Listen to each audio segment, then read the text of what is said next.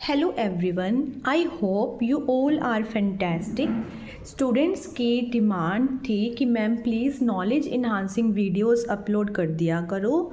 तो मैं जो टॉपिक अब डिस्कस करूँगी वो बेसिक ही टॉपिक डिस्कस करूँगी ताकि सभी को इसका बेनिफिट मिल सके। Okay, let's start.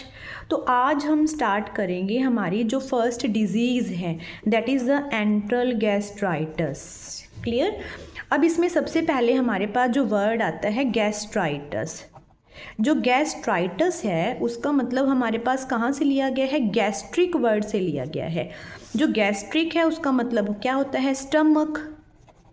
ठीक है, तो इसका मतलब हमारे पास गैस्ट्राइटिस का मतलब क्या आ गया? जो स्टमक की हमारी जो इनर लाइनिंग है, म्यूकोसल जो लाइनिंग है, उसके अंदर इन्फ्लामेशन आ जाती है, उसके अंदर सूजन आ जाती है, उसी को ही हम क्या बोलते हैं? गैस्ट्राइटिस कहा जाता है। ठीक है, अब इसके साथ हमारा जो वर्ड आता है एंट्रल।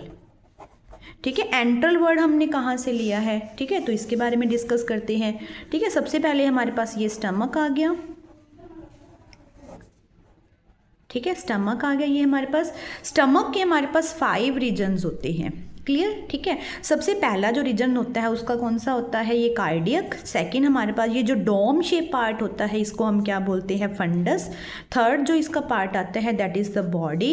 ठीक है, आफ्टर देन ये वाला जो पार्ट है जिसके बारे में हमने आज डिस्कस ही करना है, इसको हम क्या बोलते हैं? एंट्रल या फिर एंट्रम। क्लियर। और ये वाला जो पार्ट है इसको हम क्या बोलते हैं? पाइलोरिक। क्लियर। ठीक है, और ये हमारी ऊपर से जो फूड पाइप आ रही है इसको हम क्या बोलते हैं? ईसोफेगस कहते हैं। क्लियर।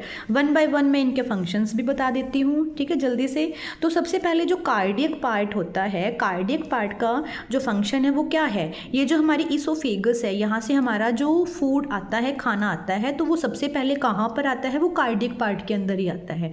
तो खाने को लेके आने का काम करती है और कार्डियक पार्ट के अंदर यहाँ पर स्टोर हो जाता है। आफ्टर देन फिर हमारे पास जो फंडस पार्ट आता है, ये है ही डोम शेप पार्ट है। ठीक है, अगर हम देखें तो ये डोम, जैसे डोम थिएटर होते हैं तो उसी हिसाब से ये हमारे पास पार्ट है। तो इस पार्ट का जो फंक्शन होता है फंडस का, ये गैस को स्टोर करने का काम करता है। थर्ड जो हमारा पार्ट आता है उसको हम क्या बोलते हैं? बॉडी कहते हैं। जो बॉडी है उसके अंदर क्या होता है? Churning of food. खाना जो है यहाँ पर चर्न करता है, यानी कि मिक्स करने का काम यहाँ पर करता है। क्लियर।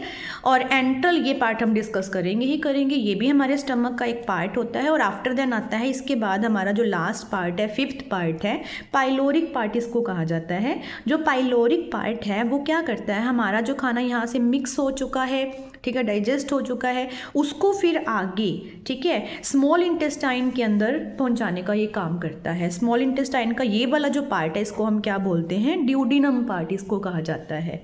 क्लियर, समझ आ गया। अब यहाँ पर हमारी बात आती है एंट्रल। एंट्रल पार्ट की बात आती है। तो ये वाला जो पार्ट है एंट्रल, ये वाला जो स्टमक का ये वाला जो बेस है, नीचे वाला पार्ट है, इसके अंदर कोरोजन होनी स्टार्ट हो जाती है, कोरोड होना ये स्टार्ट हो जाता है, इन्फ्लामेशन होनी इसके अंदर स्टार्ट हो जाती है।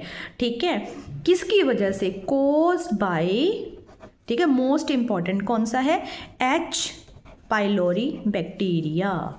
ठीक है, एच को हम क्या बोलते हैं? Helicobacter pylori bacteria. तो ये मेन रिस्पॉन्सिबल है बैक्टीरिया। इसी बैक्टीरिया की वजह से हमारी जो एंट्रल की जो म्यूकोसल लाइनिंग है, वैसे तो म्यूकोसल लाइनिंग सब जगह है, क्लियर, बट जो एंट्रल की म्यूकोसल लाइनिंग है वो डैमेज होनी स्टार्ट हो जाती है, वो कोरोड होनी स्टार्ट हो जाती है, जिसकी वजह से इस पार्ट के अंदर यहाँ पर क्या बनने स्टार्ट हो जाते हैं? अल्सर्स बनने स्टार्ट हो जाते हैं, जख्म होने स्टार्ट हो जाते हैं, छाले बनने स्टार्ट हो जाते हैं।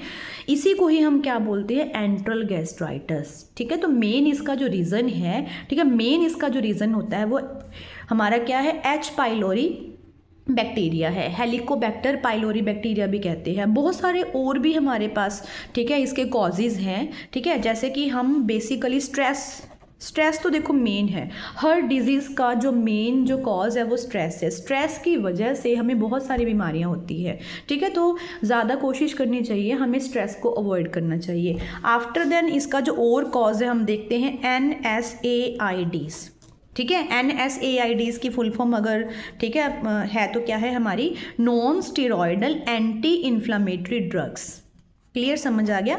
Non steroidal anti inflammatory drugs है ये। ठीक है, तो ये ड्रग्स हम कब लेते हैं? पेन रिलीफ के लिए। ठीक है, पेन किलर जिनको हम बोल देते हैं, इसके अंदर इबू आ जाता है, ठीक है। और इसके अंदर नेप्रोक्सिन की अगर हम बात करें, ठीक है, तो आजकल जो नेप्रोक्सिन हम लेते हैं टेबलेट, तो वो है, एस्पिरिन होगी, ठीक है। तो बहुत सारे और भी टेबलेट्स हैं, तो इनको यूजली हम क्या बोलते हैं, NSAIDs हम इसको कहते हैं। तो NSAIDs की वजह से भी, ठीक है, हमारी जो इनर म्यूकोसल लाइनिंग है वो कोरोड हो जाती है, उसके अंदर कोरोजन आ जाती है, तो अल्सर बन जाती है। तो यही हमारी डिजीज़ है एंट्रल गैस्ट्राइटिस। तो इसी डिजीज़ के बारे में हमने डिस्कस करना है। ये एंट्रल गैस्ट्राइटिस डिजीज़ होती क्या है, इसका मेन कॉज क्या है, मैंने बता ही दिया। H पाइलोरी बैक्टीरिया, H जो पाइलोरी बैक्टीरिया है WHO के अकॉर्डिंग 50% पॉपुलेशन के अंदर, 50% जो पॉपुलेशन है उसके अंदर हमारे पास H पाइलोरी बैक्टीरिया है ही है। इसकी वजह से इन्फ्लेमेशन हो ही रही है, ठीक है, इन्फेक्शंस भी इसकी वजह से हो ही रही है WHO की वजह से।